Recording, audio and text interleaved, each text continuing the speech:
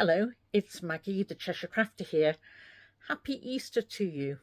I thought I'd share some crafting with you over this Easter weekend. Come with me and we'll explore using these traditional Easter colours to bring joy and happiness to our crafting hearts. My selection of recycled cotton fabrics are ideal for picking out Easter colours. And the selection of fabrics I've chosen are pale pinks and greens.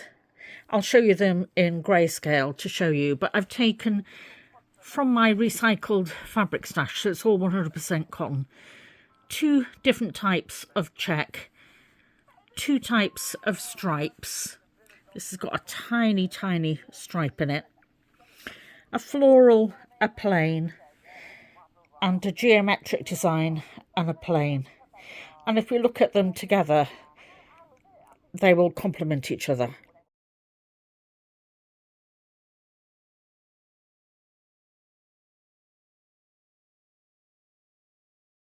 There are a number of requirements for Project Linus, and that is that the fabrics are cotton or polycotton, and there are no buttons, beads or ribbons that fingers can be caught upon. There is a little bit of texture in this from the seersucker fabric, but overall these are soft feel cottons, and these are going to be soft for a quilt for a baby. All the sizings and details can be found on projectlinus.co.uk. I'll put the details below.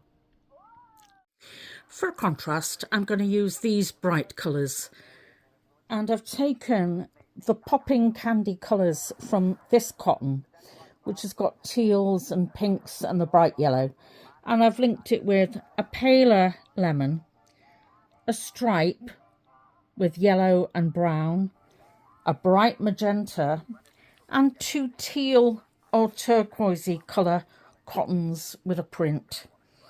Let me show you those in grayscale. I've used my Fiskars ruler to cut 6.5-inch squares.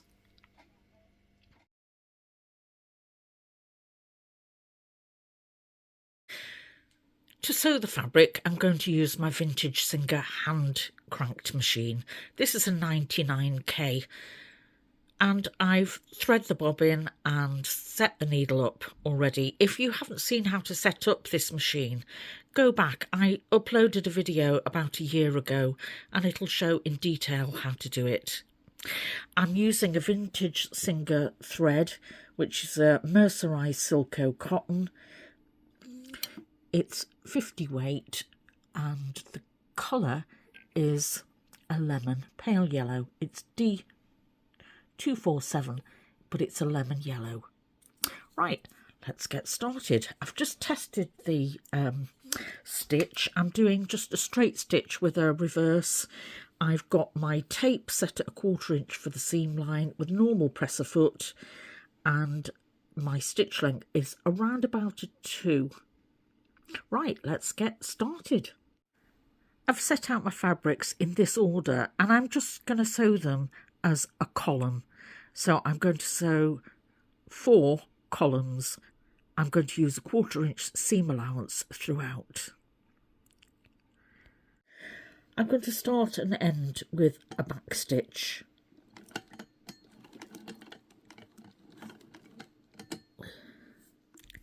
I'm chain piecing this, so I'm sewing 1 to 2, 3 to 4 and 5 to 6 together, and I'm putting the direction of my fabric so that any stripe goes vertically. I've done 2 that are vertical, and now I'm going to do 2 that are horizontal. They come off the machine like flags, like bunting, but I'm just going to snip them apart now. I'm going to sew them together between 2 and 3 and 4 and 5. I've realised I've got my numbers wrong. I only need 20 squares, so that's 5 in a column by 4 columns. So I'm going to remove this top lemon square, and I'll keep those 6-inch pieces of cotton to use in another project. I'm just going to iron these. So now, as I lay the blocks out, I've turned the columns so I've got vertical, then horizontal, horizontal, then vertical. I have got this blue strip across the middle, but that I think gives interest. I'm now going to sew these columns together. It's important that the seams meet up. So here I'm going to nest the seams. As you can see, I've ironed the seams in opposite directions so that there's a maximum of 4 pieces of fabric on each side, and I've pinned it in place. I'm going to do that down the column to make sure those seams meet in the right place all the way down. For the backing, I'm just using a recycled cotton sheet, and I'm sewing it together and making a seam down the middle. For the baby size quilt, I want it to be 24 by 30 inches, and I'll make this larger and then cut it down once I've quilted it. I've sandwiched it together with wrong sides together, and I've used a very soft feel polyester wadding for the batting, and I've pinned it using curved pins. Now you'll see I've left about 2 inches around the edges for quilting. I'm going to do very simple quilting with this and then add a binding. To quilt, I'm going to start from the middle and go from top to bottom. So I'm doing a vertical stitch, and I'm doing a wavy stitch that will incorporate covering those seams, and I'll do them a distance apart. I'm still using the yellow cotton thread. So the stitches are random. It's really free motion stitching and about 2 inches apart going vertically. I'm now going to go horizontally. At the moment it looks like this on the back.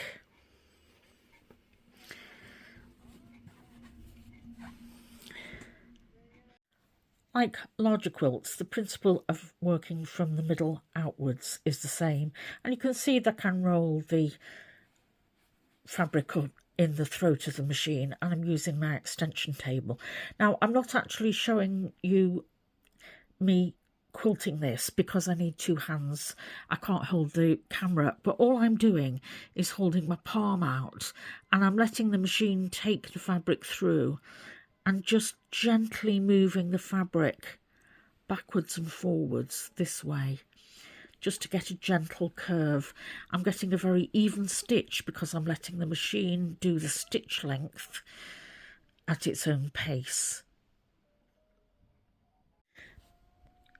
Because it's a vintage machine, I'm not able to drop the feed dogs on this, so I'm just gently manoeuvring the fabric around the needle. On the modern machines, you drop the feed dogs to do free motion quilting. And you'll also see that I haven't got a walking foot on this. It's so thin and soft, I don't really need it. My distances are approximate here, so I'm going to end up with an approximate 2-inch square. It's about 10 o'clock at night, and one of the reasons I'm using this machine is that it's nice and quiet. I'm not disturbing my neighbour while I'm enjoying my hobby. The lights really help when I'm sewing late at night. Otherwise I might be in shadow. And also I've got the television on, I've got headphones on. I'm listening to Ella Fitzgerald at the moment in concert at the BBC. But I'm not disturbing anybody. You can see that my previous lines have gone with a curve to the right. I'm just going with a curve to the left. I'm trying to vary it so there's no rhyme or reason. This is just an irregular pattern, and you'll see I'm mostly getting the curves. It's a soft, gentle curve, about 1/2 inch apart.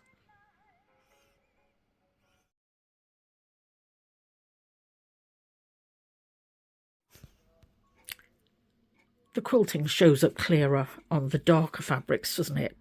It's now time to take the pins out, and I'll show you what the quilting looks like on the back. And then I'm just going to trim the edges.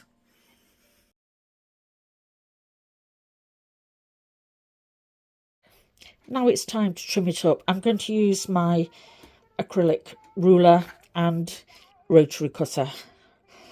It needs to be 24 by 30 for Project Linus. For my trim, I'm going to use a simple white bias binding, and for this I've changed my cotton to white. I'm going to hand finish it on the reverse. The front of the binding is stitched on by machine, but I finish it on the reverse by hand, and I'm mindful I don't want little fingers getting underneath this binding, so I'm actually sewing it a little bit closer than I normally do, and I'm using binding clips and pins to help hold that in place while I sew.